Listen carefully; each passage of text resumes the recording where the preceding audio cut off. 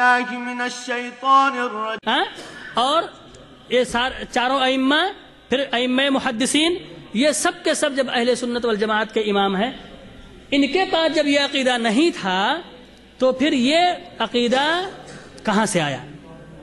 پھر یہ اسلام میں اتنا عام کیسے ہو گیا مسلمانوں کے نزدیک؟ بہرحال یہی موضوع ہے اور یہی ہدف ہے، اور اسی کو سمجھنے کی انشاءاللہ آج ہم کوشش کریں گے۔ الحمدللہ رب العالمین والعاقبۃ للمتقین والصلاة والسلام علی خیر خلقہ محمد وآلہ وصحبہ اجمعین ومن تبعہم بإحسان۔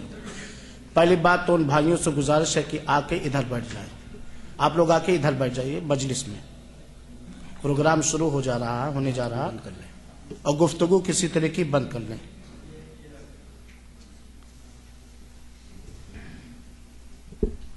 اللہ تعالیٰ کا لاکھ لاکھ شکر اور احسان ہے کہ رب العالمین نے ہم سب کو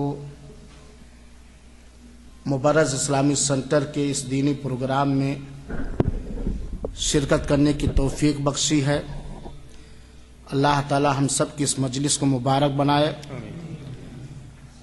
اور اس میں زیادہ سے زیادہ فائدہ پہنچانے اور فائدہ حاصل کرنے کی توفیق عطا فرمائے، آمین۔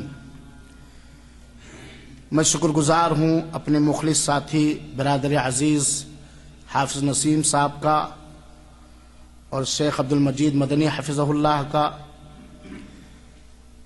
کہ ان لوگوں نے اس طرح کا پروگرام رچایا اور حافظ نسیم صاحب نے ہم دونوں کو حکم دیا کہ آج حاضر ہوں۔